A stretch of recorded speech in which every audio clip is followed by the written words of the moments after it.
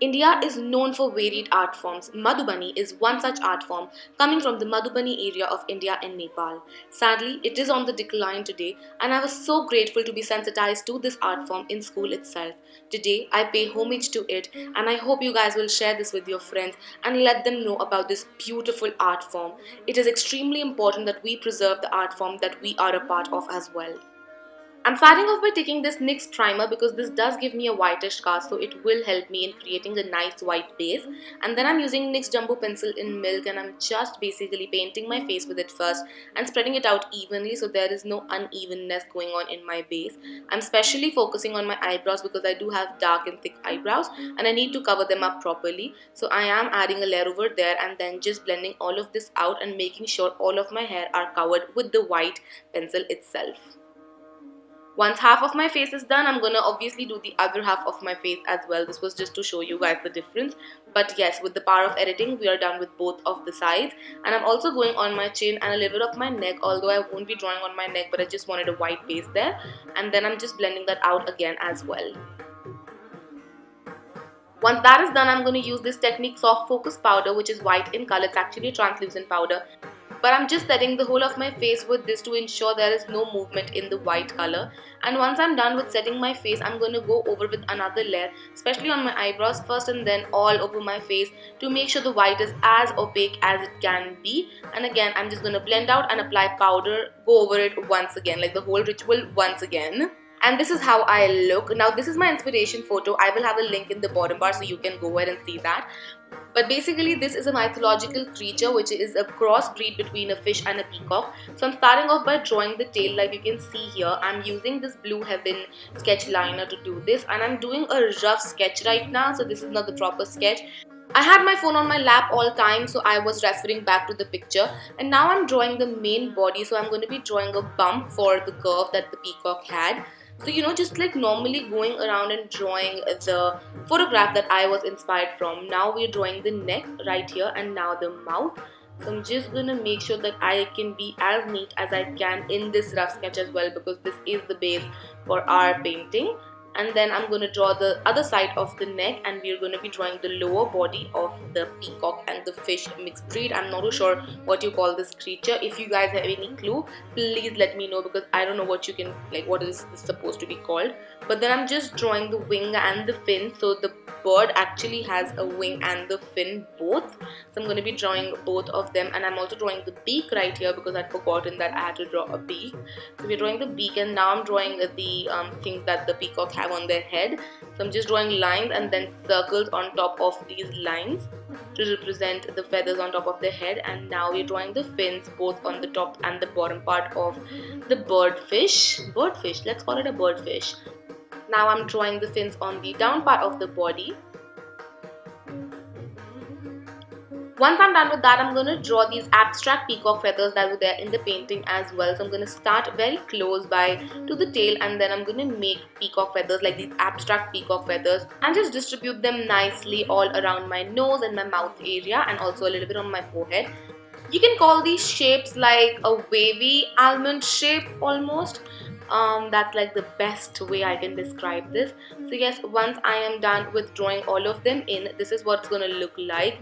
And now I'm gonna go in with another pen liner. This is from C.A.L or C.A.L, and I'm gonna thicken everything up and make it proper and neat. So we're just gonna go over all of the shapes that we've drawn and then just make them as proper as we can.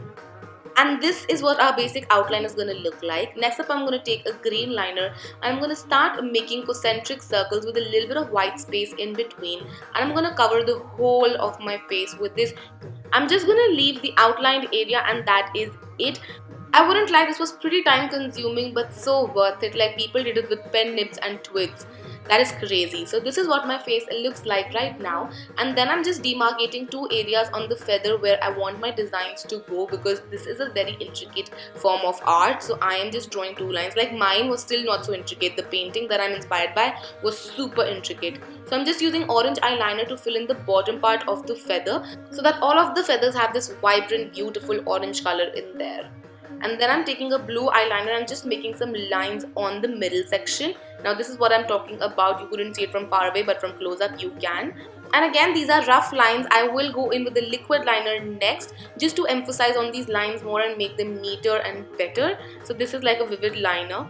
So I'm just making sure that all of the lines look nice and bright and vivid as they can. I felt like the pattern looked a little dull, so I took yellow eyeshadow and I filled in the circle part of the concentric circles. I let the outline be. I'm just filling in the circles, and this just brought so much life to the painting, because this painting is supposed to be very lively and very colorful, and yellow is a very essential color in this painting form. And I didn't have a yellow liner, so this is how I incorporated yellow in it, and I loved it. And then I'm taking green and filling in on the top part of the feather. I tried to do like a red design, but that wasn't really cutting it, so I'm just using this green eyeshadow paint from L'Oreal to fill in the top part of all of the feathers.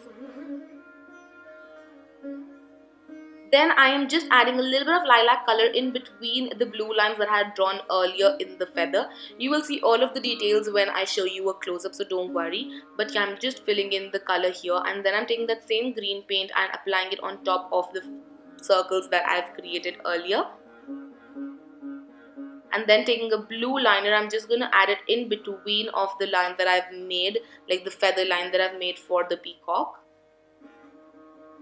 Then I'm just starting to draw intricate details, so I'm filling in red on the beak of the peacock, and then I'm making the eye for the peacock. So I'm just creating an eye-like shape, nothing too fancy schmancy, a very basic eye-like shape just to indicate that there's an eye. And then I'm going to start drawing the intricacies on the peacock. So I'm first demarcating some areas on the peacock itself, and here my card got full, so a lot of things got cut out, but I'm just drawing in designs. These are very similar to mehendi designs as well, so I'm just drawing some designs inside the peacock, which I will be filling in with different colors to make sure it is as vibrant and beautiful looking as it can be. So I'm just drawing some circles, some lines, some squiggly patterns, and once I'm happy with how the pattern looks like and how the design looks like, I'm going to start filling in with color just to make sure this looks as lively and bright and vibrant as it can be. So I'm going in with the sapphire blue first and filling in the circles that I've created in the center of the peacock. This blue will also go around the mouth area of the peacock because it should look like a peacock. So I'm filling up that area with blue as well, and I loved how this blue was looking. It's a beautiful, beautiful, beautiful blue. Then I'm taking just different colors and filling in all of the patterns that I've created.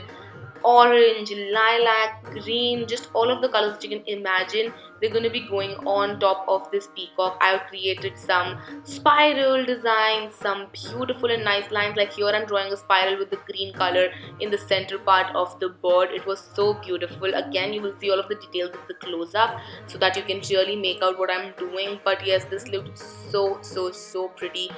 So right now there is nothing much to explain other than the fact that I am just filling in the colors. And while you're at it, I also did like a Burli face painting, and Burli is also like an Indian art form. I would highly appreciate if you could go and see that as well. I'm pretty proud of all of the cultures that our country has. This was slightly time consuming, but it was totally worth it, as I've said earlier as well. So I'm just filling in all of the lines and stripes and tiny details and squiggles and everything. Oh god, it took me about 4.5 hours to do all of this on my face, and I was sitting in a t-shirt for 4.5 hours, and that's how I fell ill.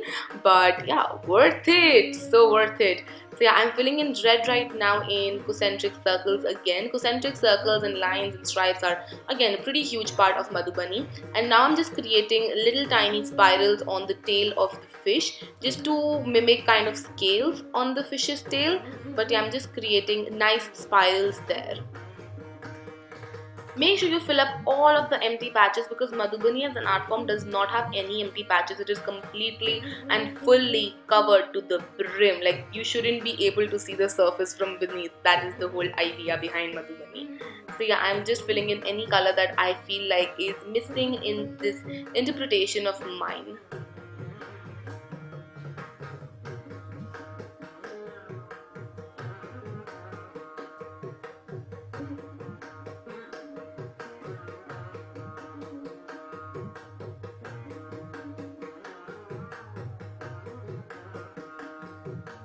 I'm filling in the fins and the wing with solid bright colors because they are like major chunks of the peacock as well. So I'm making sure I use the brighter colors for the wings and the fins.